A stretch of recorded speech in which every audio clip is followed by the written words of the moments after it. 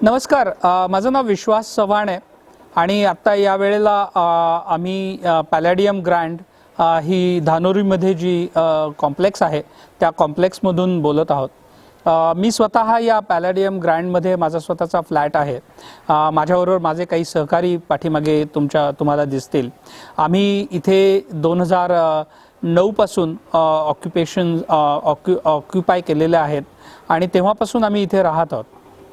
सुरुवातीला या भागातला एक अत्युच्च चांगला असा प्रोजेक्ट म्हणून बऱ्याच लोकांनी या ठिकाणी इन्व्हेस्टमेंट केली।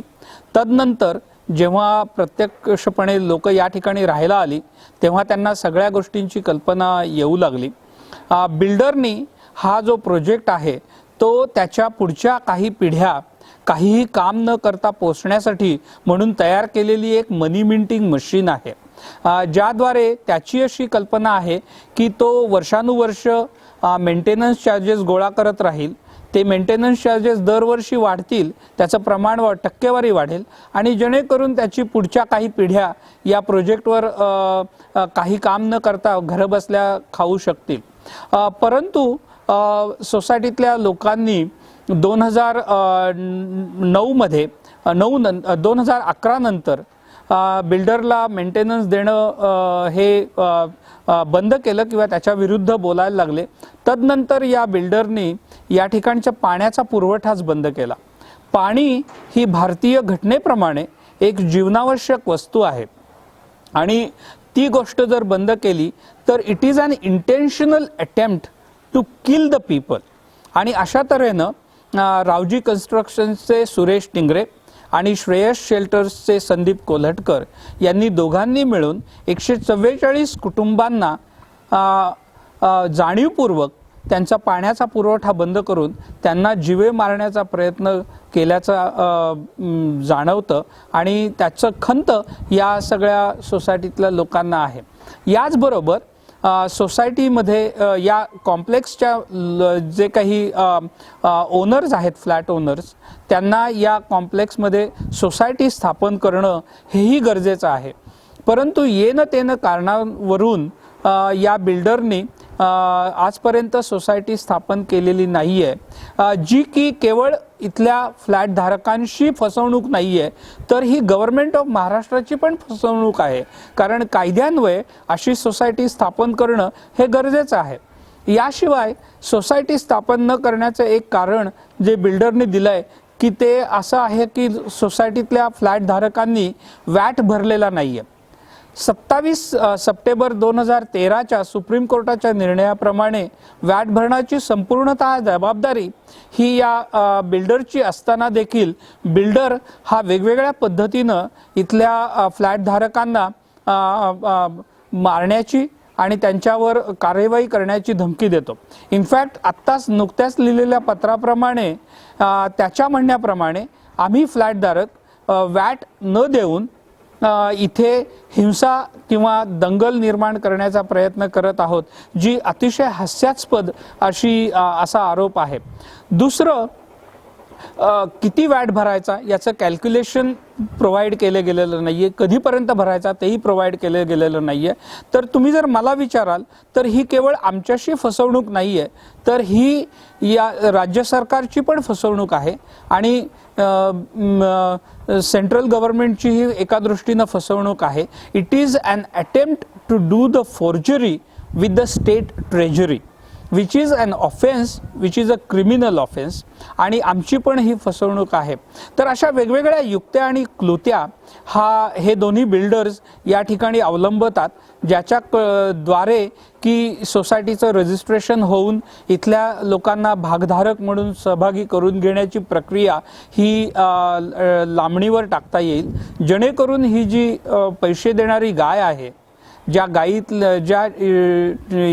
इथे राहणारे जे भागधारक आहेत किंवा फ्लॅट ओनर्स आहेत त्यांना सतत त्रास देण्याची कृती अशा पद्धतीने हे दोघं बिल्डर्स करत आहेत आणि त्याचा नुकसान हे शेवटी इथल्या फ्लॅट धारकांनाच सहन करावं लागत आहे। याच्यामुळे आमची केवळ आम्हाला सोयी सुविधा मिळत नाहीत, एवढंच नाही तर आमची मानसिक कुचंबणा पण होते. हा जो मानसिक मनस्ताप आम्हाला होतोय त्याची भरपाई कोण करणार? केवळ तुमच्या स्वार्थापोटी आम्ही आमची मानसिक कुचंबणा आणि मानहानी का म्हणून सहन करायची, हाही प्रश्न या ठिकाणी निर्माण झालेला आहे. किंबहुना हा प्रश्न सगळ्या बिल्डर जमातीला आहे की तुम्ही तुमच्या स्वार्थासाठी किती लोकांच्या मानसिक स्वास्थ्यावर घाला घालणार आहात, किती लोकांचं पाणी थांबवून त्यांच्या जीवनास धोका निर्माण करणार आहात.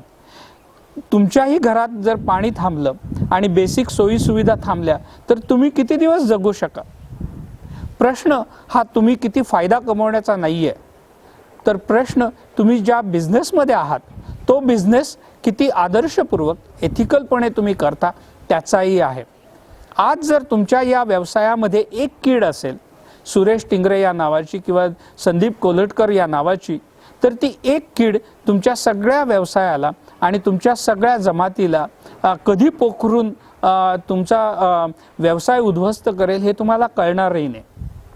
तेव्हा तुम्हा सर्वांना आमची अशी विनंती आहे, याशिवाय पुणे म्युनिसिपल कॉर्पोरेशनचे कमिशनर, पुणे पोलीस यांनाही विनंती आहे की आपण योग्य ती पावलं जर वेळी उचलली नाही तर हा ॲटम बॉम्ब असाच कधी एखाद्या दिवशी फुटेल आणि या 144 फॅमिलींचं जीवन कधी उद्ध्वस्त होईल हे तुम्हाला आणि आम्हाला कळणार देखील नाही.